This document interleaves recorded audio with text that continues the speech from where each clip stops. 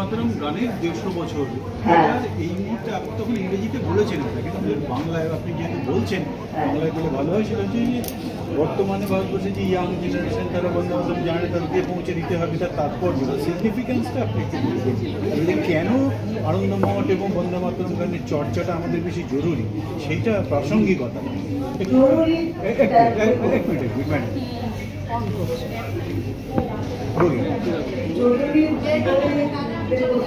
ওই কথাটা বলে আনন্দমঠ বন্দে মাতরম কথাটা বলে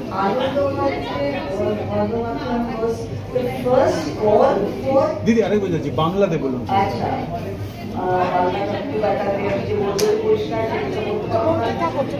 আমি যেটা বলছি সেটা হচ্ছে যে ওটা একটা প্রথম ডাক ছিল, প্রথম ফ্রিডম ফাইটার্স যেটা ডাক ছিল সেটা হচ্ছে বলবে, যেটা তারপর থেকে যেটা ইন্সপায়ার দিবে রবীন্দ্রনাথ ঠাকুর টু রাইট আর তো সেটার জন্য আমি বলছি বিকজ এটা লোকেরা ভুলে গেছে এবং এখন যেভাবে আমি দেখতে পাচ্ছি যে আমরা আই এম সো গ্ল্যাড যে আমাদের কলকাতায়ও এটা একটা এমফেসিস দেওয়া হয়েছে এবং মিস্টার মোদিও এটা বলছেন যে হ্যাঁ এটা এমফেসিসটা দেওয়া উচিত। তো আমার মনে হয় যে হ্যাঁ it's very right movement. I am not saying anything which is not তো এটা একটা মুভমেন্ট যেটা আমাদের আজকে ল্যাকিং, যেটা আমাদের একদম আমাদের ইউথের মধ্যে একদম নেই।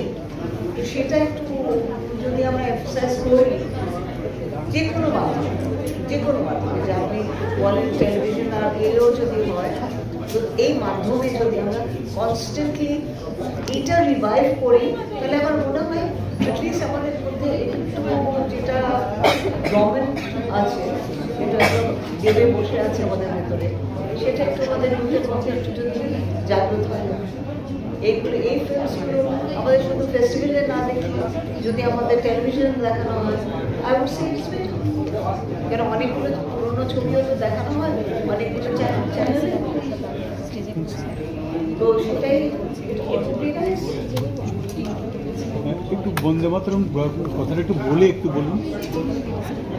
Vande Mataram is definitely the first freedom call for our country, and that has to be specified in a very, very beautiful way. Thank you.